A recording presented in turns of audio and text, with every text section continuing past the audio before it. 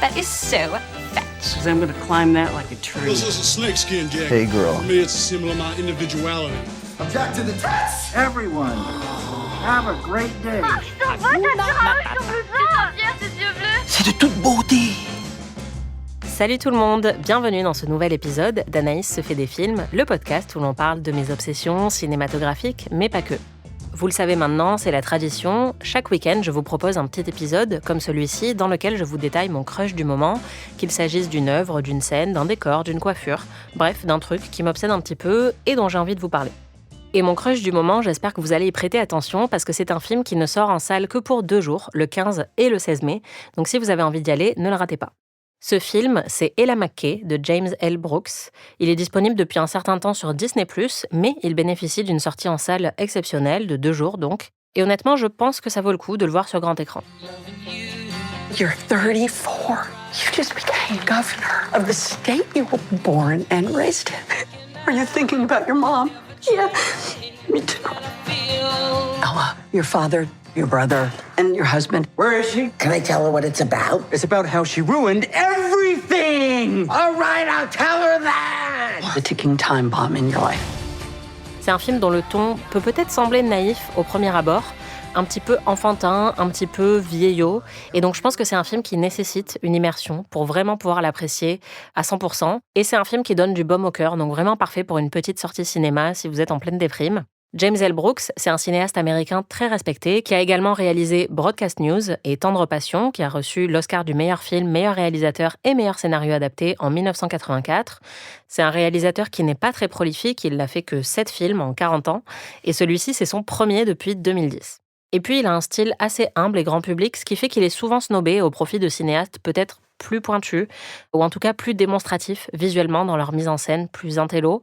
Et tout ça, je pense que c'est important de le préciser justement pour que vous ne soyez pas surpris par le ton du film. Vous allez le voir, c'est un film qui parle de politique, mais d'une manière très différente de ce qu'on peut voir en ce moment. Et personnellement, c'est un film qui m'a donné beaucoup d'espoir. Je pense qu'on en manque tous un petit peu actuellement. On y suit Ella McKay, l'héroïne, qui est jouée par Emma Mackey de Sex Education. Et donc c'est drôle parce que Emma Mackey joue Ella McKay, mais bref. Et ce personnage, c'est une jeune femme brillante, très très idéaliste et inébranlable dans ses principes. C'est la numéro 2 du gouverneur de son État, et lorsque celui-ci est pressenti pour intégrer un cabinet gouvernemental, elle va prendre sa succession pour finir le mandat à sa place, auquel elle va enfin accéder à son job de rêve, puisqu'elle rêve de faire passer plein de législations et de mettre en action plein de changements dans son État. Sauf que personne n'aime Ella, justement parce qu'elle est idéaliste et qu'elle n'est pas vraiment politicienne. Elle se préoccupe pas pour un sou de sa popularité, elle veut avant tout mettre en place des politiques publiques pour aider les électeurs, et dans une classe politique qui est totalement inerte et corrompue, elle détonne un peu trop. Donc elle a déjà du pain sur la planche, mais au milieu de tout ça, elle va aussi être touchée par un scandale un petit peu ridicule sur le fait qu'elle aurait utilisé un bâtiment possédé par l'État pour coucher avec son mari pendant ses pauses déj. Donc techniquement, elle a rien fait de mal, mais comme c'était dans un bâtiment de l'État, ça pourrait lui causer du tort, et donc elle a très peur qu'un article sorte pour l'accuser pile au moment où elle devient gouverneure de l'État. Et donc on va suivre quelques jours assez rocambolesques dans la vie d'Ella McKay, entre crise intime et professionnelle. Il y a un très très bon casting qui l'entoure. Déjà, Albert Brooks, qui est un habitué des films de James L. Brooks, joue le gouverneur Bill, qui est un personnage assez sympathique tout en étant bien plus cynique que le personnage d'Ella, mais c'est son mentor. Le magnifique Jack Lowden, qui est aussi le mari de Saoirse Ronan et qui joue dans l'excellente série Slow Horses, joue le mari d'Ella. Et Jamie Lee Curtis joue sa tante qui l'a élevée. Et elle est vraiment géniale. Elle a tendance parfois à en faire un petit peu trop dans certains rôles, mais là, elle est très très bien utilisée. Et il y a notamment une scène savoureuse dans laquelle Ella et sa tante se mettent à crier pour se soulager toutes les deux. So, listen, Ella, you have something.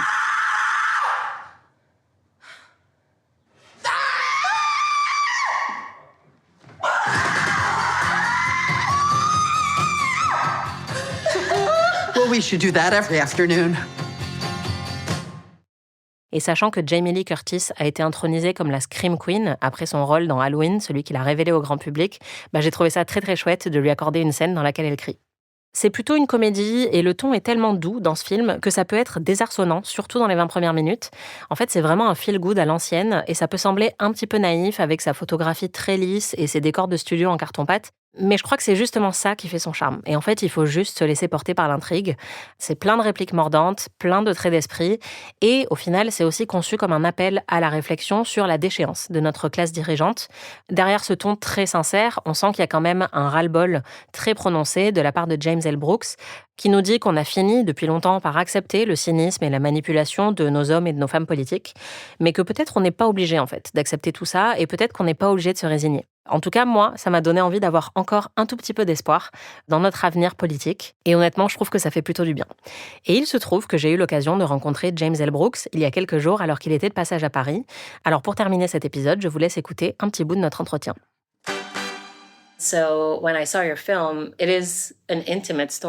Votre film raconte une histoire intime sur la famille, mais vous avez décidé de placer l'intrigue dans le monde de la politique. Pourquoi vous avez fait ce choix ? I started to do research on it, and I started to talk to some great women. J'ai commencé à faire des recherches et à discuter avec des femmes formidables qui travaillent en politique. Et puis un jour, je prenais le petit déjeuner avec une femme politique très en vue et avec son mari. À un moment, elle s'est souvenue d'une fois où elle avait oublié de le mentionner dans un discours. Ils ont commencé à en parler et c'était encore une plaie ouverte entre eux. Ça s'était passé des années auparavant, mais la blessure était encore vive. Ça a été le déclic pour l'histoire que je voulais raconter.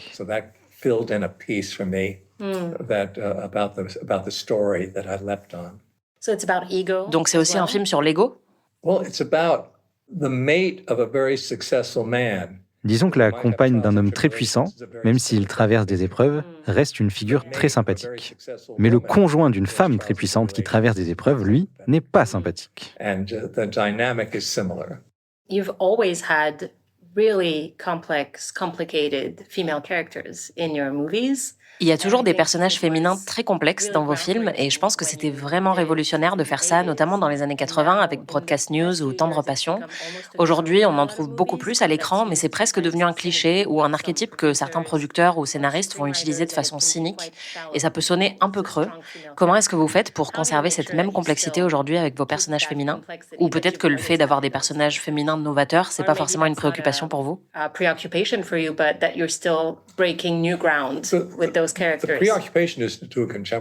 Ma seule préoccupation, c'est que ce soit des femmes contemporaines. Et je pense que c'est ce que j'ai fait avec ce mariage dans le film. C'est justement très actuel.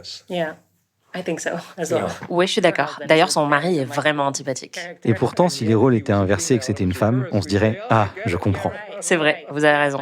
Mais vous avez réussi l'exploit de me faire détester Jack Lowden. Franchement, je pensais pas que c'était possible. Les gens ont envie de tuer son personnage. Mais c'est parce que justement, c'est un très bon acteur. Pourquoi est-ce que vous avez choisi de situer l'action du film en 2008 ? Il y a une réplique dans le film qui dit qu'en 2008, on s'aimait encore un peu. C'est le moment où on a basculé dans la surconsommation, où l'argent est devenu le seul but dans notre société.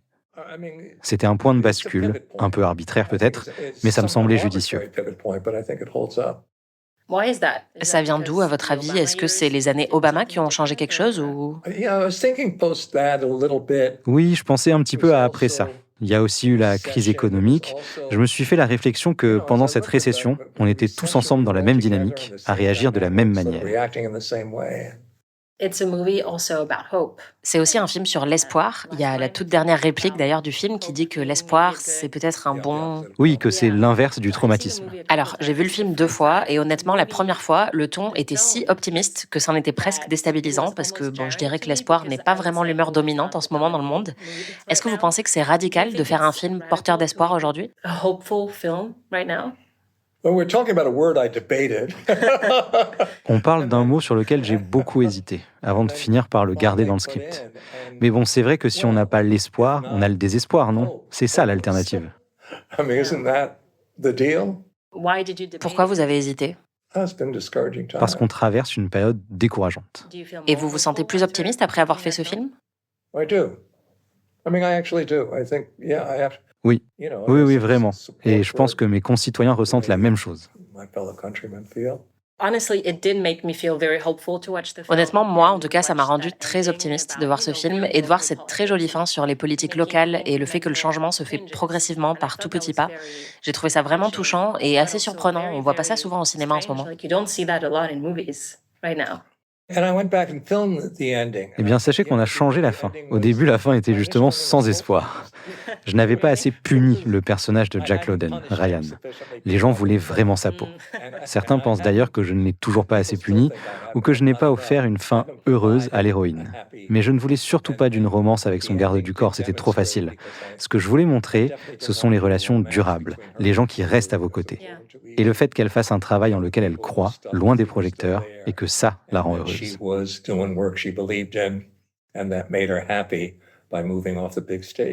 No, I really like that. I think I wouldn't have liked a romance. I think this feels much more.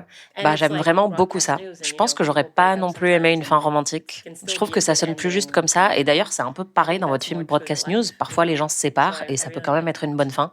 Je trouve que c'est plus proche de la vraie vie. Alors, en France, le film est d'abord sorti sur une plateforme. Je sais, ils ont enterré mon film, les salauds, ils l'ont enterré. Et maintenant, il sort enfin en salle de manière limitée. Qu'est-ce que ça vous fait? L'accueil en France a été extraordinaire. Être ici ces derniers jours m'a vraiment remonté le moral. Quand les critiques sont sorties en France, la plupart des commentaires disaient qu'ils ne comprenaient pas la réception américaine, qui a été très mauvaise, en disant « mais qu'est-ce qui ne va pas chez eux ?» Ça m'a vraiment fait du bien, à un moment où j'étais particulièrement vulnérable.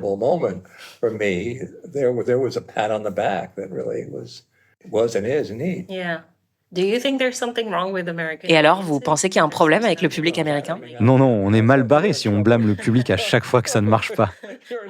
Et j'avoue ne pas comprendre, parce que quand je vois le film avec un public américain, j'entends les rires et tout va bien. Je pense avoir fait le même film que celui que les Français ont vu. Donc c'est un peu déroutant, mais quand on se sent écouté quelque part, ça fait du bien.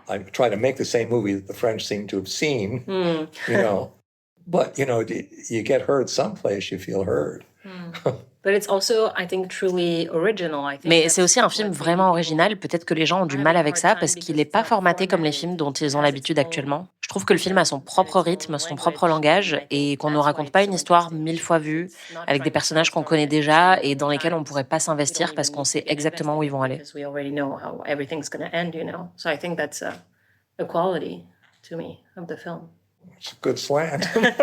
C'est une bonne analyse. Mon style est peut-être trop intelligent pour être compris.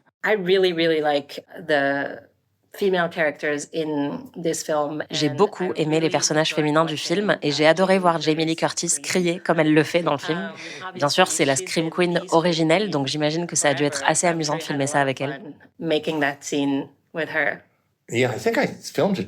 On l'a filmé 2 fois, je crois, et on a fini par trouver le bon cri. C'était très important pour moi. Oui, parce que c'est un cri très différent de celui d'un film d'horreur, en fait. Faisons un exercice. Ne me faites pas crier. Je ne vais pas vous faire hurler, mais je vais vous faire y réfléchir. Avant, je faisais de la moto. Et j'avais l'habitude de hurler mon propre nom comme pour dire « j'existe ». Je hurlais mon nom par-dessus le bruit du moteur. Si vous y réfléchissez, rien qu'à l'idée de le faire, vous allez ressentir une certaine tension, je parie. Oui, un peu. Il y a quelque chose là-dedans qui veut sortir, un besoin d'exister. Oui, j'ai déjà ressenti ça au sport. Genre, je fais des mouvements un peu saccadés, je tape dans les airs, et puis d'un coup, j'ai envie de fondre en larmes, et je me dis, bah non, ça craint, je peux pas faire ça au milieu de la salle de sport, en fait.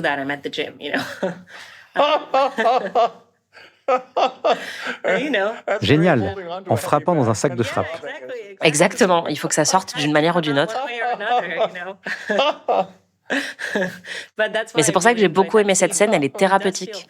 En fait, je devrais essayer de hurler mon propre nom un jour. Vous le faites toujours? Plus depuis un moment. Quoique, j'ai hurlé dans mon oreiller il n'y a pas si longtemps.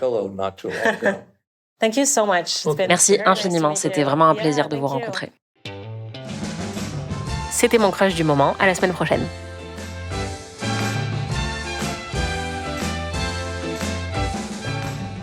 Anaïs se fait des films est un podcast d'Anaïs Bordage, c'est moi, produit par Slate Podcast. Production éditoriale, montage et réalisation Aurélie Rodriguez.